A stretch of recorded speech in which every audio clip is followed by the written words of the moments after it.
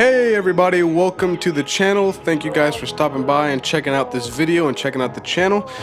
Today's topic is going to be the difference between buses, groups, and VCAs, and I will show you how to set up each one. I will show you the practical uses of each one, and within that also explain the differences between each one and how they can be useful in different applications. All right, so let's go ahead and dive right in.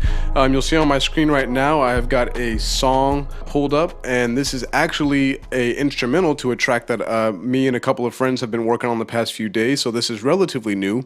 And one thing I'll point out, we'll start off with buses. Throughout the production process, I have just been creating tracks and recording things and bringing in stems and stuff like that. I don't have anything bussed out, I don't have anything grouped, I don't have any VCAs. So we're going to talk about how I'll put those in and how they can help me with my mix later on. I want to create a bus or a group master, if you will, for every single group of instruments in my song. So I've got drums, bass, guitars, and ancillary instruments, keys, and synthesizers and stuff like that. So let me go ahead and start with my drums, okay? I could do the creation of a bus one of two ways. Basically a long way and a better way is how I'll describe that. The long way would be to do Command-Shift-N, which is my shortcut for creating tracks.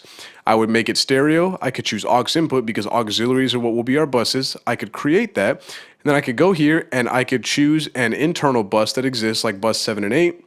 And then I could select all of my drums channels to go to bus 7 and 8. And therefore all of these drums would now be busing to this bus fader, but that takes a little bit more time than I want to spend. So a quicker way to do this in Pro Tools is I could select all of my tracks, okay, and then while holding my all selected tracks modifier, which is Shift and Alt, or on a Mac Shift and Option, I'll hold those down. I'm going to click here on the output selection of my last track, and I'm going to press New Track, and then when I press that, it'll give me the option to create a new track, and it actually defaults expecting me to make a bus, so stereo, aux input, and I can name that drum bus. Okay, and when I create that, it will populate a auxiliary in here that already has all of my drums going to a bus, and it already has the routing taken care of for me. And I'm going to do that all the way down.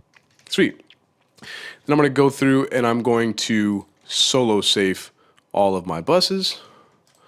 I'm also going to route all of them to what I have as a master music bus. Okay, and I'll get more into what how I route my sessions and what all these different bus routings mean in a video where I show you guys how my session template is set up. But for the time being, we're just going to focus on the purpose of a bus and not get so much into any kind of complicated routing. Now, with all of these instruments going through their respective buses, if I play my track, you will see all of these buses getting signal from the respective groups that I've put them in. All right.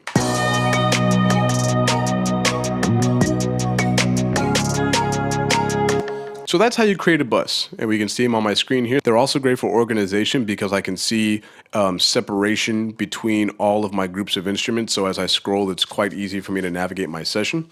Now, what are the practical use or the use in general of having a bus? What do they do for us? What are some things we can use them for? The first and most obvious thing is group volume, okay?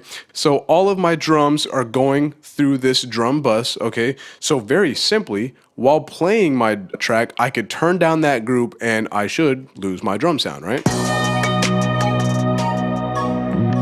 Pretty straightforward. And if I hit it, turn it back up, they're right back, right? Seems pretty black and white.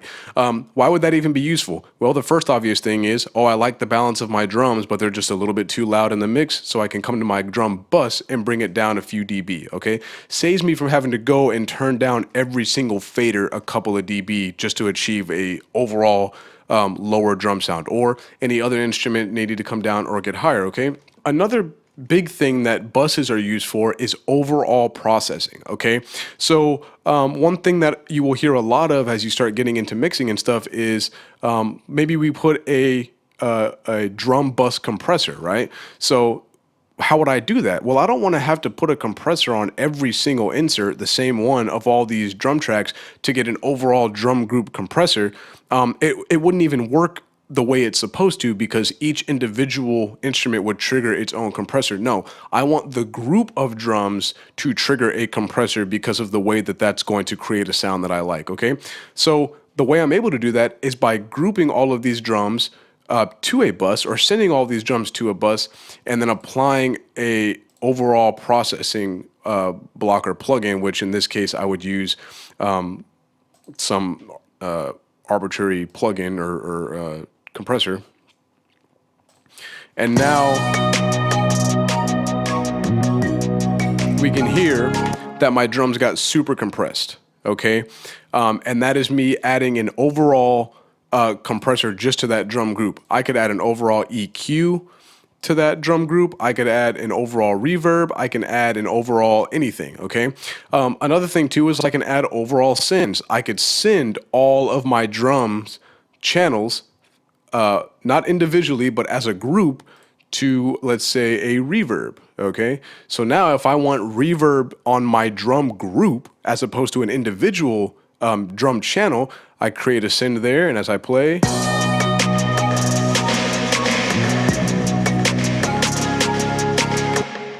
all right, so buses are super useful. I would definitely get into the habit of using them as much as you can. Again, helpful for organization, but also great for overall processing and overall volume control. It can do a couple of other things, but I'm not going to get too much into that right now, okay? Now, what's next? Let's talk about groups, okay?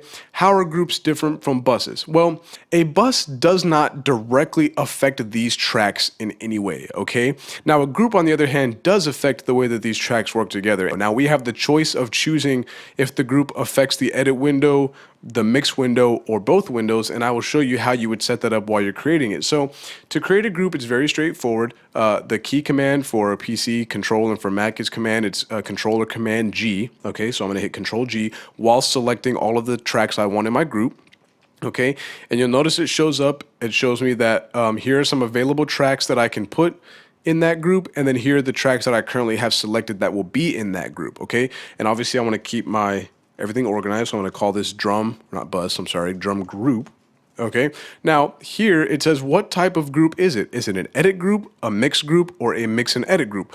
This is what I was talking about just a second ago. If I select it's only an edit group, then the group will only affect how those tracks operate in relation to one another in the edit window. If I choose a mix group, then it will only affect the tracks' relationship to one another in the mix window. And then obviously if I select both, it'll work in both applications. So for the time being, let me select both and I will show you what I mean by affecting their relationship in both settings. Okay, so if I press OK for my drum group, notice now you can see right here where it shows groups that my drums, or at least these tracks, are now in a drum group. Okay, you see the rest of these tracks have no group. Also, if I click down here in the left hand corner, I can see any of my active groups right down here. And right now I've got a drum group that is active. Okay, so as far as the edit window goes, if I have tracks in a group, in an active group, when I am trying to make edit changes while that group is active, it will affect every track within that group. Okay, so you'll notice I'm clicking in one area, but it's highlighting every track in that group. If I were to disable that group or deactivate it, which is Control Shift G, turns on and off group, so I'm going to turn it off, you'll notice down here the group note is kind of transparent, so it's no longer active. And if I try and grab one selective instrument, it will let me do that. Okay, now let's go back to our mix window. The biggest thing that this will do for you is give you group control over solos, mutes, and the faders. So if I hit solo, my entire group will solo and it will soft mute everything else, okay? And then obviously if I hit mute, it will mute the entire group and everything else will be left alone. And then the other thing that a lot of you might use it for is group control of my track volume. So, you know, I'm at -1 here and I could go down to -3 and all of my tracks move at the same level, okay? So groups are great. They're useful, again, for the editing process and for mixing and soloing and muting stuff and turning things up and down as a whole is very useful. So let me go ahead and show you how to create a VCA. It's a little different in Pro Tools than it probably is in a lot of DAWs, because in order to create a VCA for a group of faders, you have to have those channels in a group already. So fortunately, we already have our groups, okay? So the first thing I want to do is create VCA faders, okay? And I'm going to create those the same way I create any track, which is Control Shift N. I'm going to go here, create 4 new VCAs. I'm going to skip this selection because when I select VCA master, it will automatically do its own work as far as dictating if that particular VCA is mono or stereo, okay? So I'm going to create those. I see I've now got 4 VCAs here. I'm going to go ahead and name everything. For those of you who don't know this trick, in order to jump between tracks of naming, or for naming tracks in Pro Tools, you might hit the next You may hit OK and then jump to the next one. What works quickly for me is if you hold down Control or Command and hit the right or left arrow, it will jump between the next and previous track. Okay, so just a quick little key command tip for everyone who uses Pro Tools. And ancillary VCA. Okay, sweet. So now I've got these VCAs created, okay, and I like mine to be red. Now, there's no inserts, there's no sends, okay, and there's no option for me to send anything to a VCA, okay. The only option I have on here is for it to control a group, okay. So I'm going to assign my drum VCA to my drum group, my bass VCA to my bass group, guitars to guitars, and so on and so forth. Now, you'll notice that I have stereo tracks inside of my drum group, okay? Therefore, my drum VCA is stereo. My bass, stereo tracks, stereo. The guitars, however, I've got mono tracks here, which I have panned to create stereo, but because the tracks themselves are mono, I have a mono guitar VCA here, and my ancillary, again, is stereo. Now, don't let this confuse you. There is no audio physically passing through these faders. Why does that matter? Why did I bring that up really quick? Because it might say, okay, well, if I want my guitars, let's say I take two mono tracks, pan them left and right to create a stereo effect, you might think, oh, well, the VCA for the guitars is mono, so even if I pan it, my sound will still come out mono. That is not the case, okay?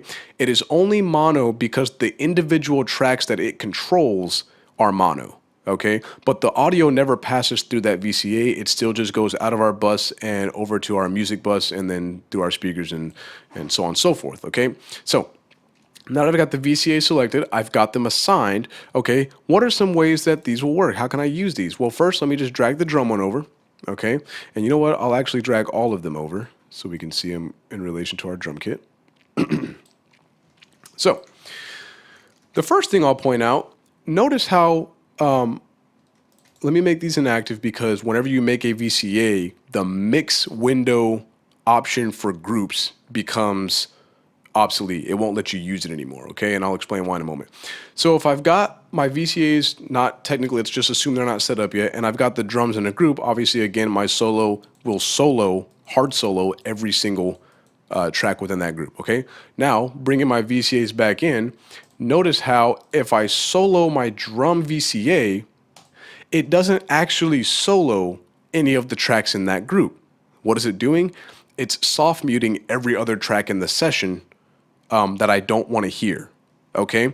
So when I solo my drums, you're not seeing a solo here, but you're still hearing that only the drums are playing because it has soft muted everything else in the session, okay? What is the purpose of that? Why does that matter versus soloing in a group or soloing in a VCA? Here's why. Because when I solo in a VCA, it doesn't solo any tracks. It just automatically goes through the process of muting everything else for me. So I'm still able to solo tracks individually within that group. So while I've got my drum soloed, I could listen to just my kick. What does my kick sound like? How is it hitting? There it is. Even if I don't have my VCA soloed, I'm still able to solo individually with my drums, but in the event I need to do a group solo, I don't have to worry about activating and deactivating my groups. I can just come to my VCA and hit solo and it's taken care of, okay? That applies to every VCA or every group, no matter what the instrument is, okay? I can also have multiple VCAs soloed, right? I've got all these VCAs soloed, now everything's playing. I take my bass and my ancillary stuff out, just hear my guitars. Okay, so that's kind of the way a VCA works. Now with muting in a VCA, everything works somewhat similar, okay? With a group, if I mute the group, and let's just look at that, see what that looks like again. If I inactivate these to make the group work in mix window, if I hit mute, everything will hard mute, okay? Now if I come back, make these active and hit mute on the VCA, everything will soft mute. Okay, again, I can come over here now and I have the individual ability to mute or unmute individual tracks without worrying about activating or deactivating my group, okay?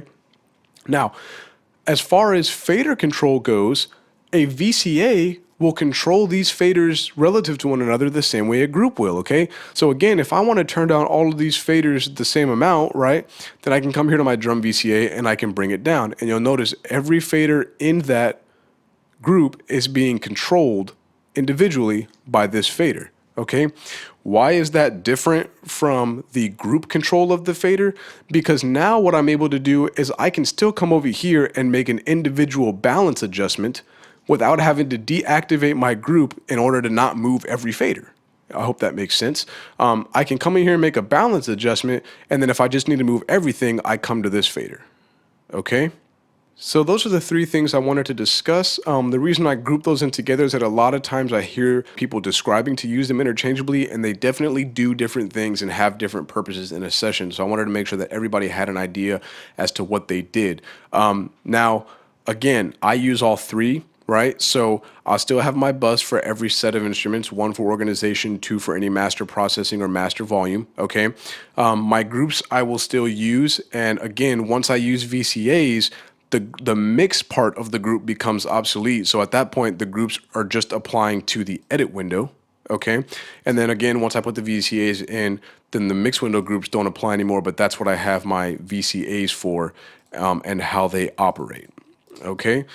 So again, this is just a quick crash course on the difference between buses, groups, and VCAs. I hope all of this makes sense. Again, guys, please send in topics. Again, the channel is only as strong as the topics you guys send in for me to discuss so that I can get to explaining what it is that people want to know. Please subscribe, share with your friends. I appreciate you guys for checking this video out. Thanks so much. Look, this what you wanted, ain't it? I done had my back against the wall the whole summer, baby. But I won't never ever fall, cause I gotta make it. And I had to learn with all my dogs, it take a lot of patience. You know I came up out the mud, cause by my blood is sweat with dirt that you can't sweep under the rug. My flow is dope and got the plug. Try to ask me how I got here, and I gave it the shrug. Can't get no secrets to no scrub, don't pay that fee, don't get no love. And we been through hell and back, and now I'm on your map. Took the baton from the